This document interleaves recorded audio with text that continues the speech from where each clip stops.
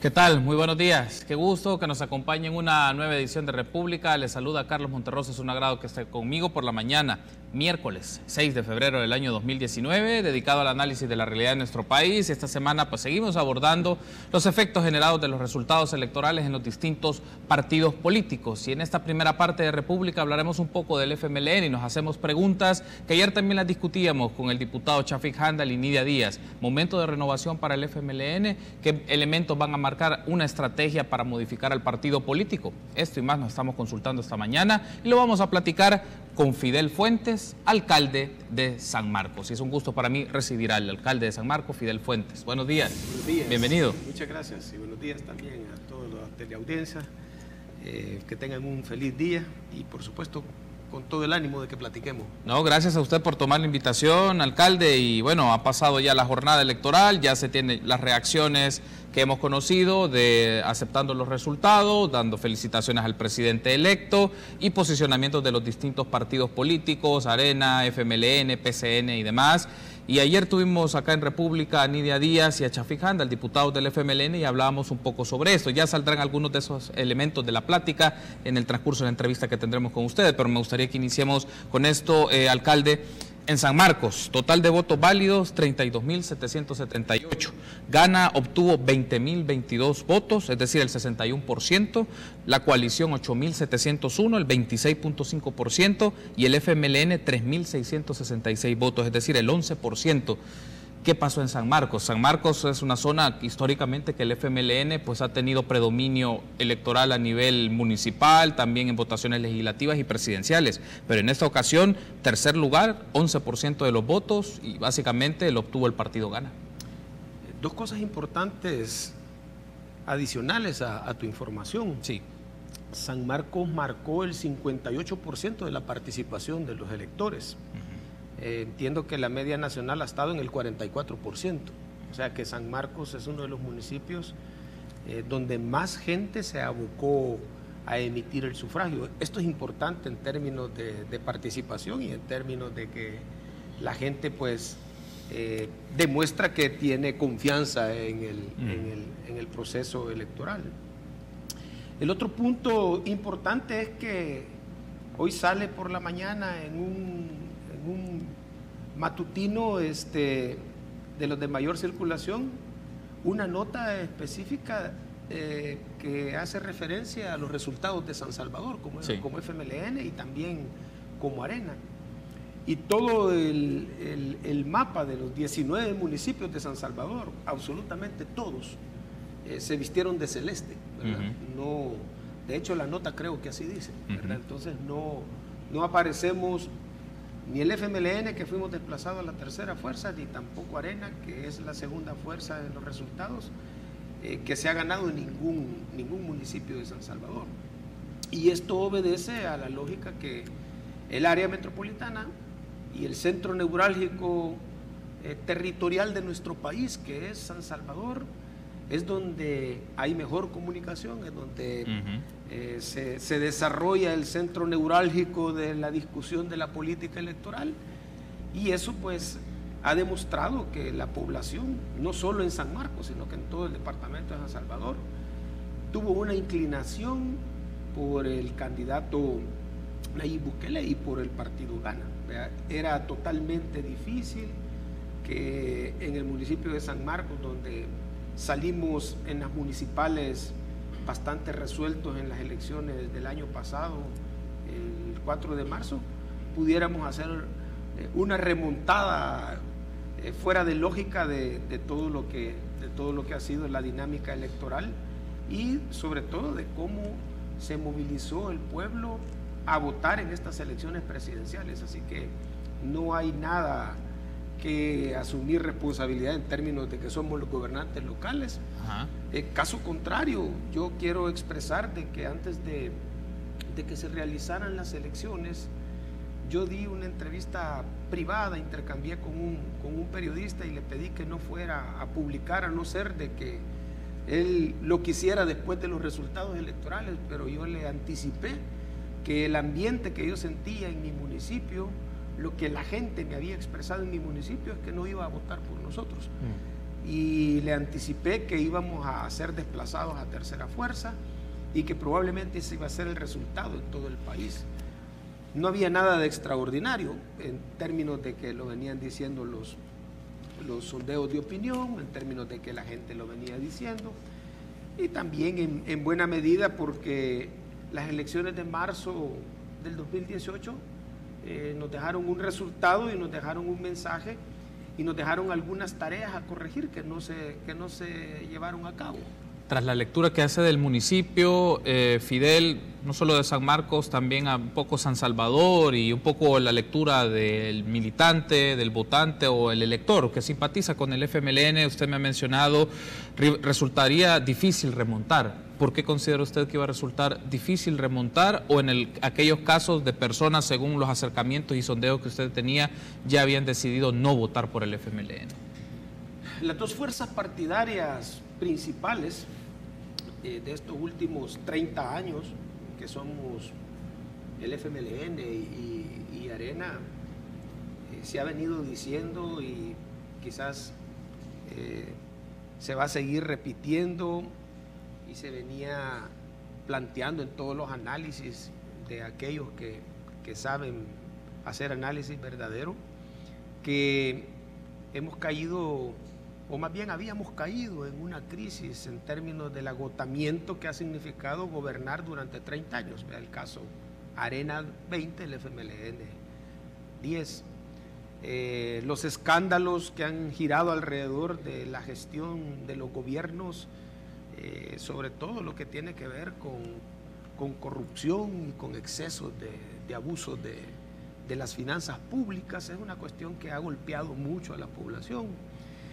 Y el fenómeno que representó Nayib Bukele desde la expulsión del FMLN, desde el retardamiento que hizo el Tribunal Supremo Electoral de inscribir su partido, desde las decisiones de la Corte Suprema de Justicia y el Tribunal Supremo Electoral de hacer desaparecer el vehículo que él había tomado, que era Centro Democrático, para ir a elecciones.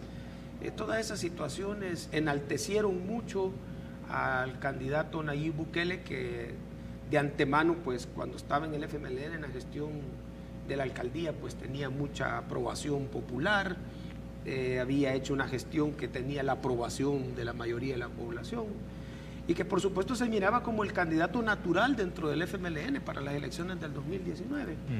Cuando surge lo de la expulsión, creo yo que eso fue condenado por el pueblo, no fue una cuestión que cayera en gracia a los salvadoreños, porque fue una expulsión injusta, burda, que tenía la base simple y sencillamente que había un sector dentro de la dirección que no estaba dispuesto a que él fuera el candidato a presidente.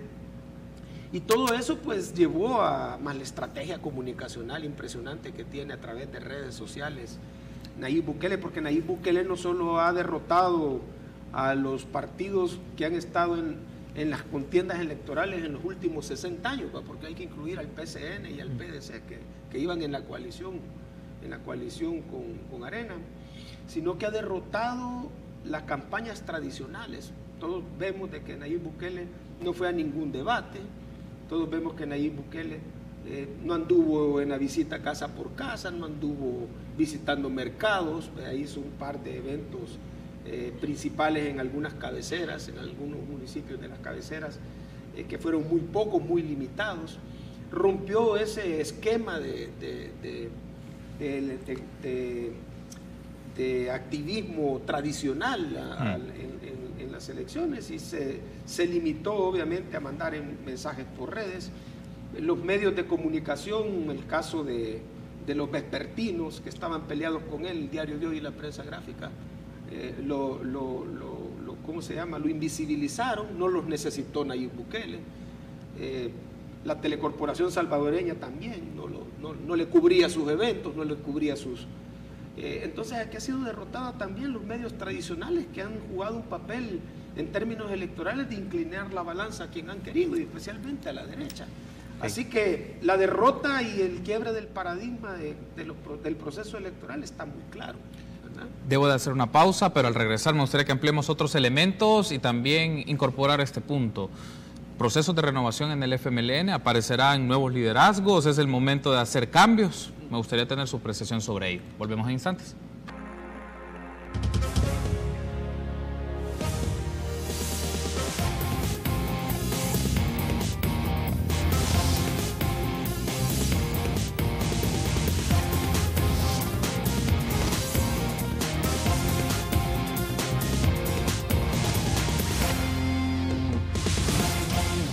Gracias por ser junto a nosotros en República. Continuamos platicando con Fidel Fuentes, alcalde de San Marcos por el FMLN.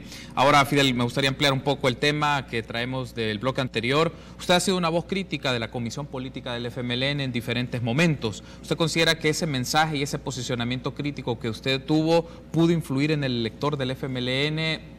Lo voy a poner así, no solo en San Marcos, un poco a nivel del área metropolitana de San Salvador, para brindarle un castigo, lo pondré en estos términos, a la Comisión Política del FMLN, más no a Hugo Martínez. No, yo me desmarco completamente de cualquier responsabilidad. No representaba yo ninguna vocería oficial del pueblo, en todo caso. A lo sumo, pues, logré que en San Marcos mis compañeros del partido, pues, cuando fue después del 4 de marzo que me estuve pronunciando, que me respaldara en lo que yo estaba planteando. Vea que el respaldo de la militancia del FMLN en San Marcos tampoco es toda la militancia, ni tampoco es todo San Marcos. Pero sí creo yo que había muchas coincidencias, porque lo que yo estuve criticando, lo que yo estuve señalando, no era una cuestión que yo me había inventado o que era algo que me nacía a mí. No, yo trataba de ser coherente con las percepciones que la gente del pueblo había expresado durante la campaña municipal y traté de hacer una interpretación lógica de los resultados de las elecciones del 4 de marzo del año pasado. Y también saqué a luz algunos señalamientos que yo había hecho en reuniones privadas a diferentes niveles, de algunos errores que veníamos cometiendo, sobre todo pues en la gestión de gobierno a nivel del Ejecutivo. Entonces, creo yo de que en eso no era una cuestión que yo lideraba para que todo el mundo pensara como yo estaba planteando, sino que al contrario, yo estaba tratando de transmitir un mensaje a la dirección de lo que consideraba y de lo que yo había recabado, que decían muchos militantes y que decía el pueblo, que decían las redes sociales, que para entonces pues se hacían mucho de oídos sordos y de la vista gorda dentro del partido. Ha sido ya en estas elecciones que han descubierto que las redes sociales tienen un gran impacto y que por cierto se usaron mal. El coordinador, el secretario, pues llamó a los jóvenes a combatir en redes y lo hicieron muy mal. Lo hicieron para resaltar más a Nayib Bukele, con ofensas, con denigraciones, con una especie de expulsar demasiado odio, demasiado revanchismo. Y también eso debe de usarse bien. Las redes sociales pueden jugar un papel muy a favor o pueden dejar también un papel de demostrar que no hemos cambiado, que nos mantenemos en un formato que la gente también no acepta. Uno de los aspectos también que surge en los comentarios, en opinión pública, redes sociales y en espacios periodísticos, académicos, la pregunta es la posición de representantes de la Comisión Política del FMLN de no asumir errores, o más bien el error que se proyecta es por falta de comunicación o que la comunicación no fue la más efectiva en función de las personas. Por ejemplo, hay un comentario, y ayer se lo consultaba a Nidia Díaz, que ella había hecho en una radio, mencionaba que los beneficiados de los programas sociales y políticas públicas debieron haber votado el domingo, lo cual no fue así, o que también hay estructura mediática en la cual influyó en ese tipo de elector del FMLN que ha sido favorecido, como lo mencionan ellos, favorecidos por los programas de gobierno. ¿Usted considera que ese es un factor, un argumento sostenible que pudo haber influido en que electores del FMLN decidieran no respaldar al partido y se movieran a respaldar a Nayib Bukele? Es que primero quisiera decirte que se comete un error al creer que porque yo doy un beneficio, la gente está obligada a votar por mí. Ese es uno de los errores que se cometió, ¿verdad? Creer que porque se da arroz, que porque se dan láminas, que porque se dan útiles, que la gente tiene la obligación de darme el voto. Estamos en otro momento. Yo ayer hacía una comparación de lo que significó la estrategia Alianza para el Progreso por los Estados Unidos, que comienza desde la década de los 60 y en este país se concentra en el periodo de la guerra, los 80, donde Estados Unidos invertía una gran cantidad de dinero para detener los movimientos de liberación o el movimiento revolucionario en El Salvador, y daban aceite, daban manteca, daban maíz, daban leche, daban láminas, construían puentes, construían escuelas, hacían cosas en las comunidades más pobres, todo ese tipo de cosas que necesita la gente y que necesitaba la gente para vivir. No impidió de que hubiera insurrección en el campo, que muchos tomaran la decisión de ir a alzarse en armas contra el sistema porque lo consideraban injusto. Entonces, no puede automáticamente creerse que porque se da una dádiva, que fueron los errores de la derecha, ¿verdad? Dar un vasito, dar una camisa, dar un lapicero y quererle ganar la voluntad a la gente con eso y que voten por mí. Todos esos esquemas se han venido cayendo. Se han venido cayendo desde que gobernó el PCN, después gobernó el PDC, gobernó Arena, y hoy fue una práctica que nosotros también hicimos, donde confundimos mucho a los militantes y algunas directivas a niveles locales de creer que porque nos vamos a poner a hacer eso, la gente tiene que darnos el endoso electoral. Ese ha sido un error. Otro error ha sido no leer los tiempos adecuadamente. Yo creo que la dirección del FMLN, con mucho respeto, yo se lo señalé, no han venido haciendo las interpretaciones de este nuevo momento histórico que estamos viviendo y tomaron una actitud y una posición de no escuchar, de que quien me critica es enemigo, y prepararon y han preparado a muchos compañeros militantes, ¿verdad?, que más que estar ideologizados están adoctrinados para que sean su coraza y su defensa cuando se les hace un señalamiento, cuando se les hace una observación. La estrategia ha estado en un activismo vacío, ¿verdad? Poner banderas, poner afiches, todo ese tipo de cosas se agotaron ya en este momento electoral. La población estaba golpeada porque ha venido observando de todas las decisiones que tomó y confianza que les ha dado a los diferentes partidos políticos, que lo que se ha presentado es un golpe a su dignidad y un golpe al respeto que se le debe tener al pueblo por todos los actos de corrupción que se han destapado en este tiempo, que por supuesto son repugnantes, que por supuesto desencantan a la gente.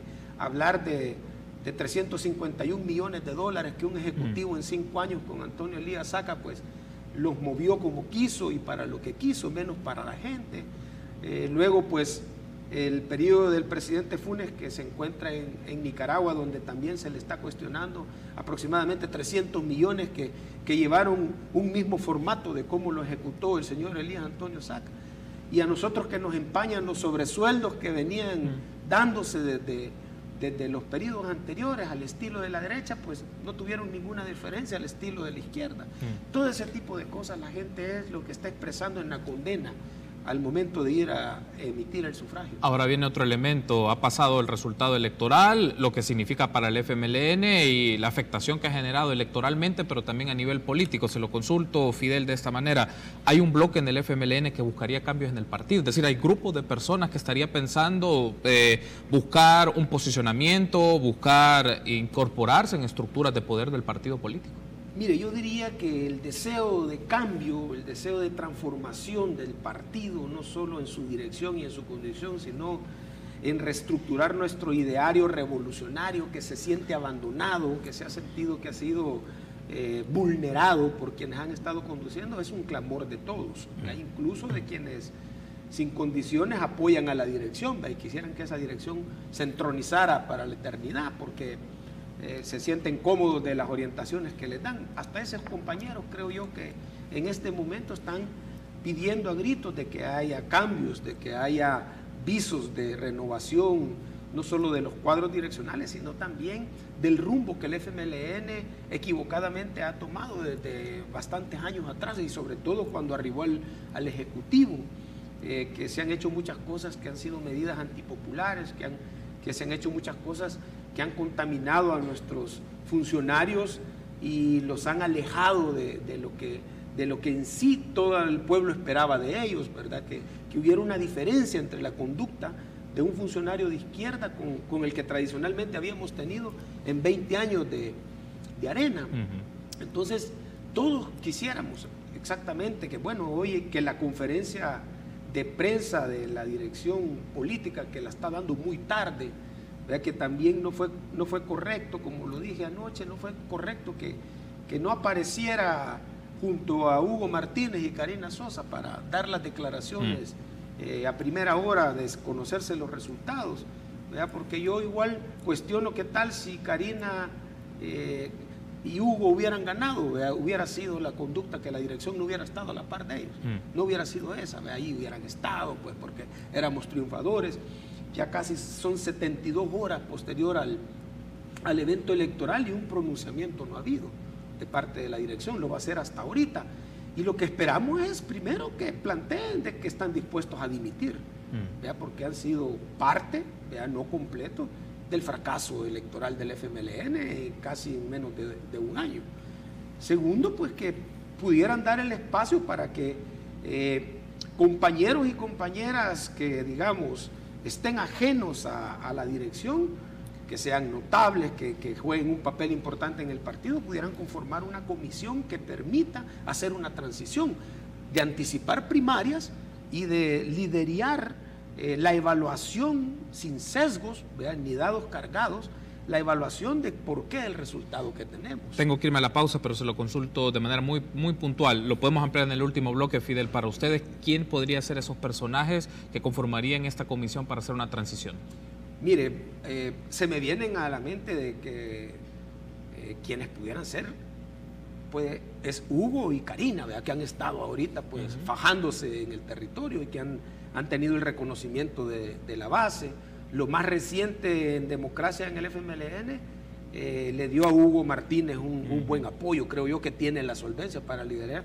Me gustaría mucho que fuera Óscar Ortiz también, que ha asumido en el Ejecutivo lo que no ha podido asumir el presidente. Me gustaría incluso que fuera Gerson, ¿verdad? Que ha sido un hombre que incluso se pronunció para abrir el padrón electoral para que hubiera más participación para las primarias, lo cual le fue adverso a él, ¿verdad? Pero que tuvo esa vocación democrática. Me gustaría Fabito Castillo, ¿verdad? Que es uno de los coordinadores que en el FMLN pues, ¿verdad? No ha estado contaminado en ser dirección en estos últimos tiempos, ni tampoco en el Ejecutivo, y que es muy sabio, me gustaría. Debo de hacer una pausa, vamos a ampliar un poco este tema y otros asuntos que implican al futuro del FMLN. Regresamos.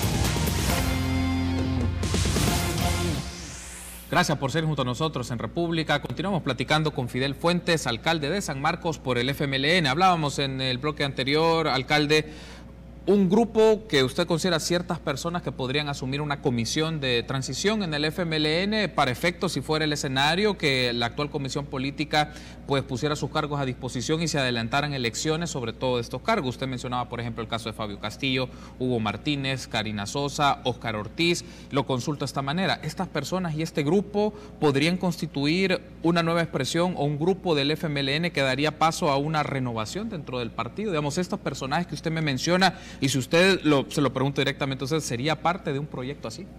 Mire, yo creo que cuando planteo que debe haber una comisión de transición, lo hago con el espíritu de que sea una comisión que no tenga la complicidad que actualmente tiene la comisión política en todos estos acontecimientos desfavorables para el FMLN. O sea, una comisión imparcial en términos de que pueda conducir una buena evaluación, una evaluación profunda, ¿verdad? Sin sesgos, ¿verdad?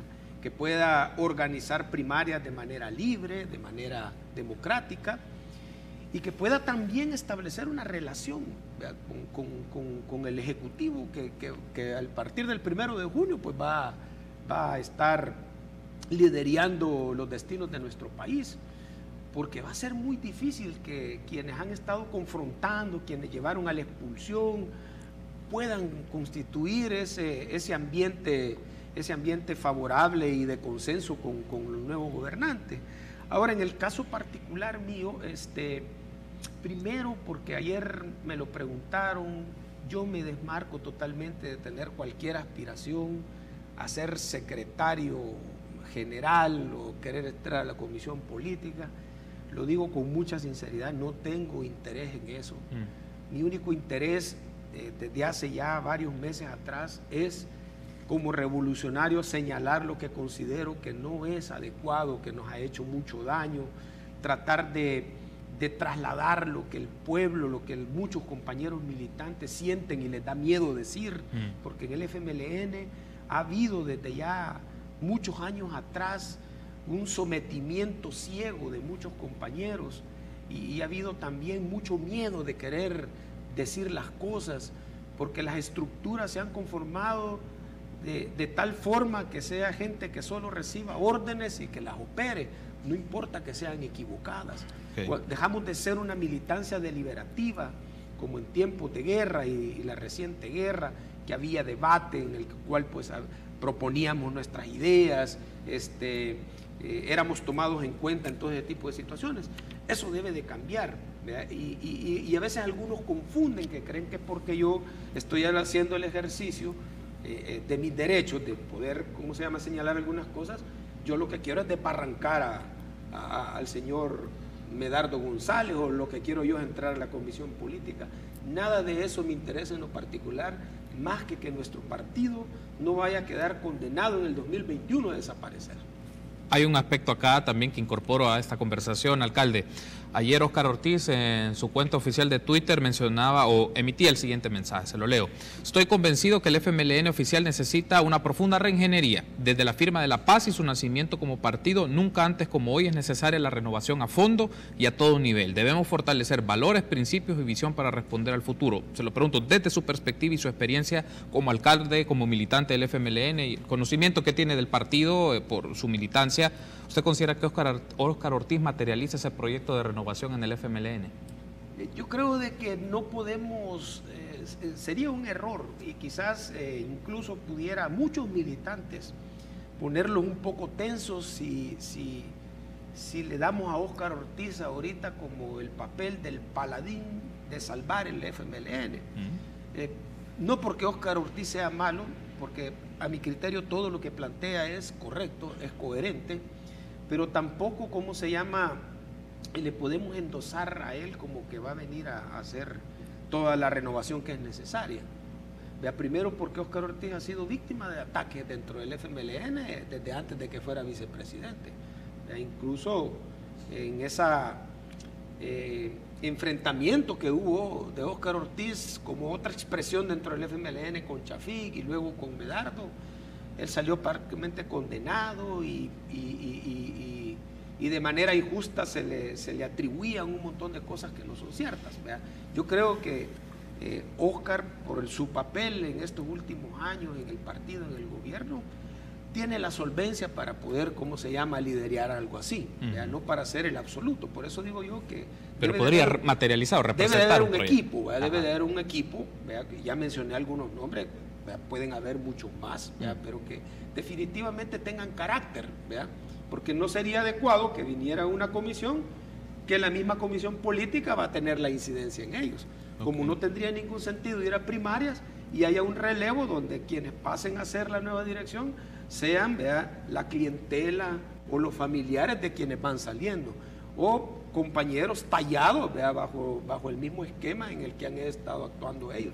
Todas esas cosas son las que deben de tener una verificación de compañeros y compañeras que van a tener ética para poder, proponer dentro del FMLN que estos pasos que vamos a dar sean transparentes. Porque si no mandamos esos signos al pueblo, el pueblo va a seguir con la misma posición de condena. Porque una de las posiciones que el pueblo ha tenido es que no ha aceptado las decisiones que ha tomado la dirección. No ha aceptado en buena manera y se siente bastante cansada ya de los mismos rostros que vienen desde los acuerdos de paz. Se lo plantea de esta manera, Fidel, el nuevo gobierno, pues que asumirá el próximo 1 de junio, va a requerir una serie de alianzas en el entorno legislativo, pero también en el entorno político. Se lo plantea de esta manera, Fidel, ¿hay grupos o hay un grupo en el FMLN que podría tener respaldo o establecer algún vínculo, alguna alianza o trabajar con el gobierno de Nayib Bukele dentro del FMLN? Es una obligación imperativa que nuestra fracción legislativa tenga consenso de aquellas cosas a lo mejor en las que no estamos de acuerdo con quien va a ser el presidente y el FMLN. Debe haber consenso y debe de haber un total respaldo a todas aquellas decisiones o a todas aquellas acciones que va a emprender el Ejecutivo en favor del pueblo. No puede el FMLN, su fracción, atrincherarse a una oposición obtusa y ciega o que quiera cobrar vendetas. No puede. Eso nos puede costar caro. Nosotros debemos de ser una fracción y debemos de ser un partido, ¿verdad?, que va a tener una relación política con el Ejecutivo de respeto y con visión de país. Y por supuesto firme en aquellas cosas a lo mejor que no consideremos que van en favor del pueblo, porque a ellos nos debemos. Pero si nosotros hacemos del partido la trinchera con la que vamos a estar ahí atacando al nuevo presidente por todos los resentimientos o por todas aquellas cosas que sufren algunos miembros del FMLN causantes del conflicto con él, el partido no puede ser utilizado para eso. Los militantes no debemos de permitir eso. Lo planteo de esta forma, es decir, han quedado o hay personas dentro del FMLN que tienen estructura territorial, estructura intermedia, que no estaban de acuerdo con la salida de Nayib Bukele o la expulsión de Nayib Bukele, y ahora puede ser un momento que ese segmento y ese grupo puede establecer alianzas o respaldos o apoyos con el nuevo presidente. Voy a hablar por un sector muy importante dentro del FMLN, que somos los alcaldes. Ajá. Tenemos que, creo yo, que 64 alcaldes del FMLN. Hay algo que dijo Nayib Bukele que es importante apoyarlo y que es importante retomarlo. Dijo que él iba a incrementar el FODES en 2%, ¿verdad? Y yo considero que él tiene la conciencia y está convencido, porque fue alcalde, de esos recursos importantes que necesitan los municipios, ¿verdad?, que necesitamos los alcaldes, no solo los del FMLN, sino que los de todos los partidos, que hacemos al final 262. En esas cosas pues va a haber que establecer interrelación con el presidente. El presidente igual va a continuar con los programas que van orientados al nivel local, y en eso pues vamos a tener también que ponernos de acuerdo para que esas cosas lleguen a la población. Pero no podemos, ¿verdad?, los alcaldes que estamos resentidos porque nos ganó, que estamos resentidos porque tiró una manzana, ¿verdad?, o porque dijo algo que no era correcto contra el presidente o que no nos gustaba, no podemos seguir con ese resentimiento y con ese arribismo ciego, diría yo, ¿verdad?, porque en política pues tenemos que ponernos de acuerdo. Yo lo decía, el FMLN se puso de acuerdo y se reconcilió en 1992 con quienes habían sido los que nos reprimieron, los que nos encarcelaron, los que mataron a nuestros familiares, a nuestros amigos, con quienes nos quebramos la madre en la montaña. Nos reconciliamos, ¿sí o no? Hasta se reformó la Constitución para generar esos espacios de reconciliación.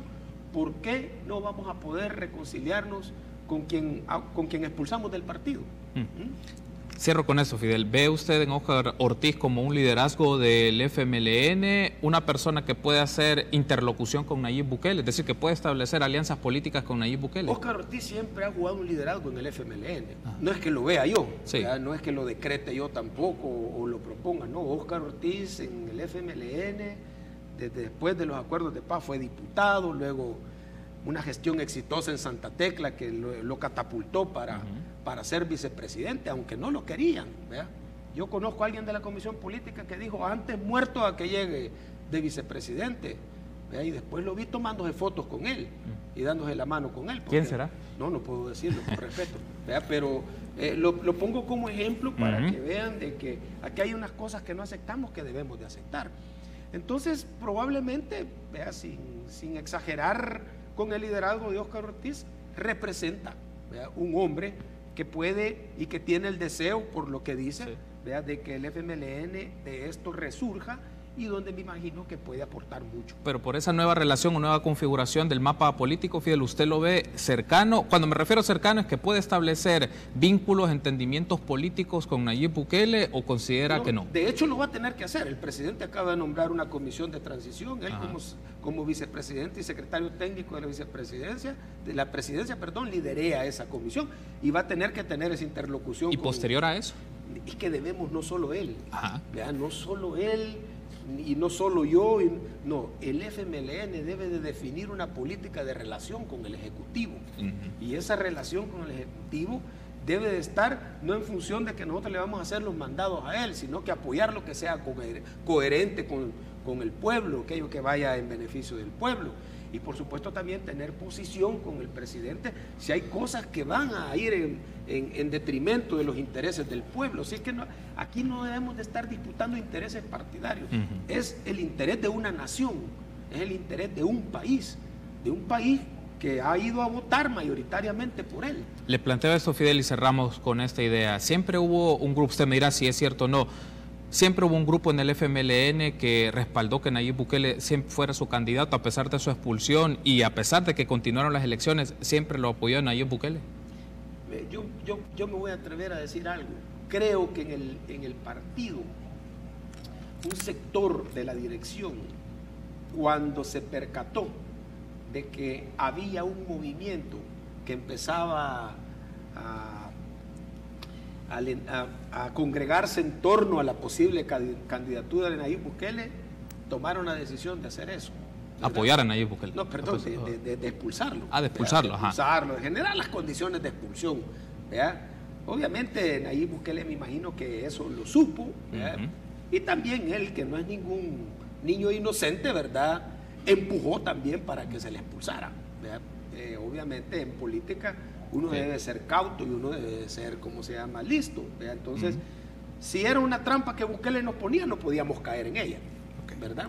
Y por supuesto, él sí fue listo, se dio cuenta de que ya había un lineamiento de obstaculizarle su candidatura dentro del FMLN, entonces aceleró que cayéramos en el error de expulsarlo. Entonces fue una cuestión así que tiene para discutirse todo un día, y que a lo mejor ni debería yo de opinar sobre eso, pero fue lo que más o menos sucedió. Fidel, gracias por habernos acompañado. Nos volveremos a encontrar en este espacio para seguir analizando el tema y cuál es el futuro del FMLN. Gracias por habernos acompañado. Estamos a la orden. Muy amable, gracias. Una pausa, continuamos con más entrevistas.